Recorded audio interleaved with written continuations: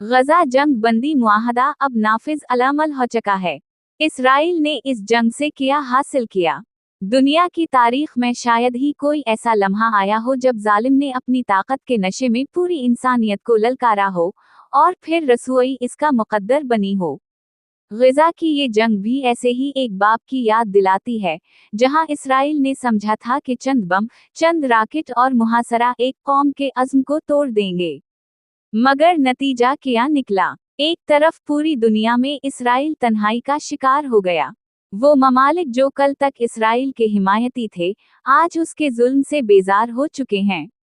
मुसलमान ममालिक तो पहले ही फलस्तीनी रियासत के हक में थे, मगर अब तो गैर मुस्लिम अक़वाम भी इंसाफ के हक में बोल उठें।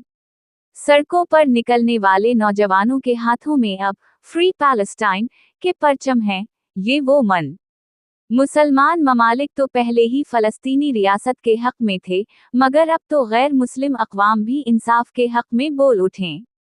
सड़कों पर निकलने वाले नौजवानों के हाथों में अब फ्री पैलेस्टाइन के परचम हैं। ये वो मंजर है जो इसराइल ने कभी सोचा भी नहीं था। दूसरी तरफ इसराइली फौज का गुरूर मिट्टी में मिल गया। हजारों फौजी हलाक या माजूर हुए, सैकड़ों अब भी मुज़ाहमतकारों के शिकंजा में हैं। यही वो हकीकत है जिसने आखिरकार इसराइल को मुज़ाकरात की मेज़ पर आने पर मजबूर किया। इसराइल का मंसूबा ये था कि वो गजा पर जुल्म व सितम के पहाड़ तोड़कर भूख और खौफ के जरिए फ़लस्तीनी कौम को झुकने पर मजबूर कर दे। वो समझता था कि फ़लस्तीनी अपनी ज़मीन छोड़ देंगे और यूं वो पूरे फ़लस्तीन को इसराइल में ज़म कर लेगा। मगर ये ख्वाब भी अमरीका की पुश्त पनाही के बावजूद शर्मंदा तबीर ना हो सका। आज इसराइल को सबसे ज्यादा खौफ इस बात का है कि जिस कौम पर उसने बम बरसाए, इन्हीं के बच्चे अब अज़्म, सब्र और मुज़ाहमत के पैकर बिन चुके हैं। उनके दिलों में इसराइल के खिलाफ नफरत नहीं, बल्कि ईमान की वो हरारत है जो जुल्म काफ।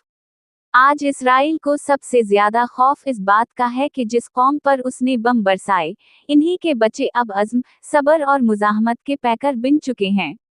उनके दिलों में इसराइल के खिलाफ नफरत नहीं, बल्कि ईमान की वो हरारत है जो जुल्म को मिटाकर अदल की सुबह लाएगी। यही वजह है कि अब दुनिया जान चुकी है, ये जंग इसराइल नहीं, इंसानियत हार गई। मगर जब फ़लस्तीन फिर से आबाद होगा, तो उसके बच्चों की आंखों में लिखा होगा, इससे ज्यादा हम वो कौम हैं जो मिट्टी से नहीं, ईमान से जीती है।